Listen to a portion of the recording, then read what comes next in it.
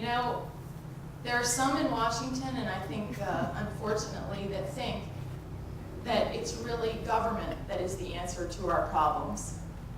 But it's our families, it's our individual work ethics, and it's our small businesses that have always been the strength of our country, and that is what is going to bring our economy back. And I see so many of you that have started your own business.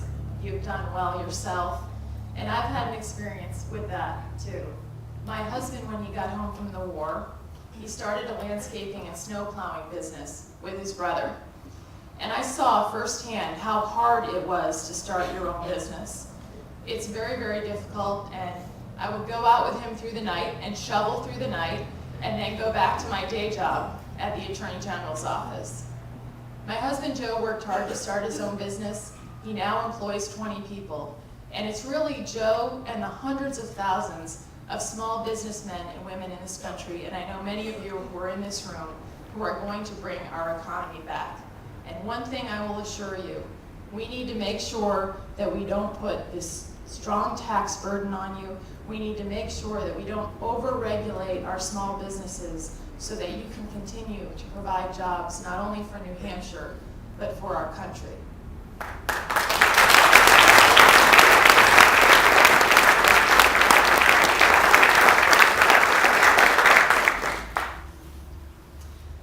The Democrats in Washington are pushing this concept that for every problem that we have, we somehow need a big government solution.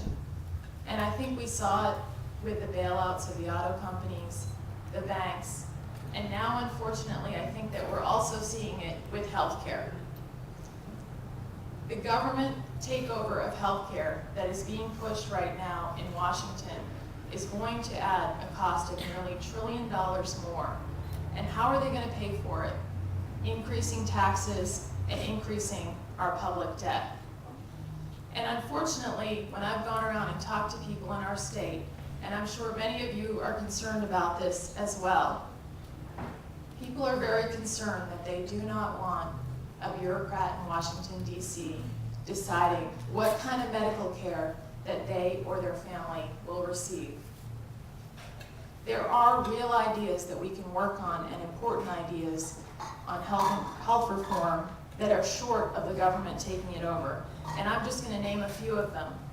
One of them is allowing people to purchase health insurance across state lines.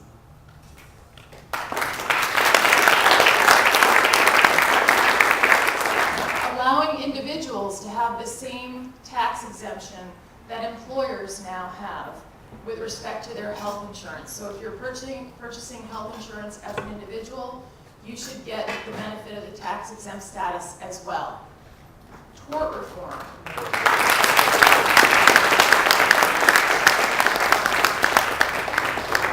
Tort reform. I've spoken to many doctors in our state, and they're very concerned that often they have to practice defensive medicine. And we need to make sure that we tell doctors the only number one concern that you need to have is for your patient.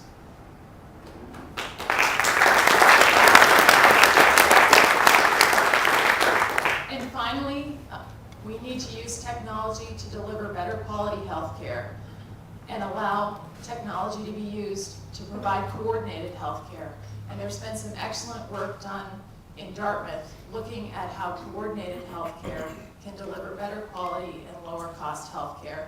And those are all important ideas that we can talk about short of the government taking over our health care system. I think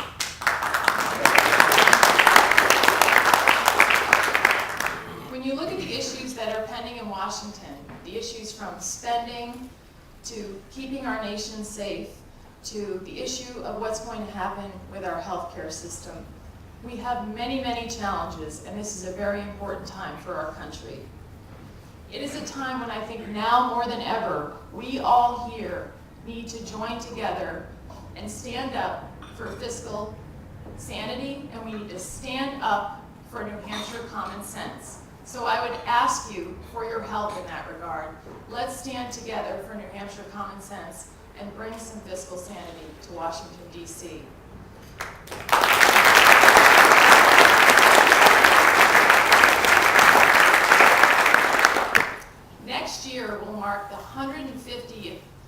anniversary of the election of President Abraham Lincoln. Let's join together in 2010 and bring together a strong Republican ticket that can win. Let's tell the elected politicians in Washington, like Paul Hodes, that we do want fresh new ideas, and we do want fresh faces, and we do want New Hampshire common sense. As President Eisenhower said in his Lincoln Day speech in 1954, "Let us be courageous. Let us lift our chins, our heads, and square our shoulders, and walk right into it, like Lincoln would have walked into it." There will be no better way to celebrate the anniversary of Lincoln's election in 2010 than with Republican candidates taking their oath at the state level and at the federal level to represent our country, to bring common sense to Washington, and let's all work together to protect the future of our children. Thank you.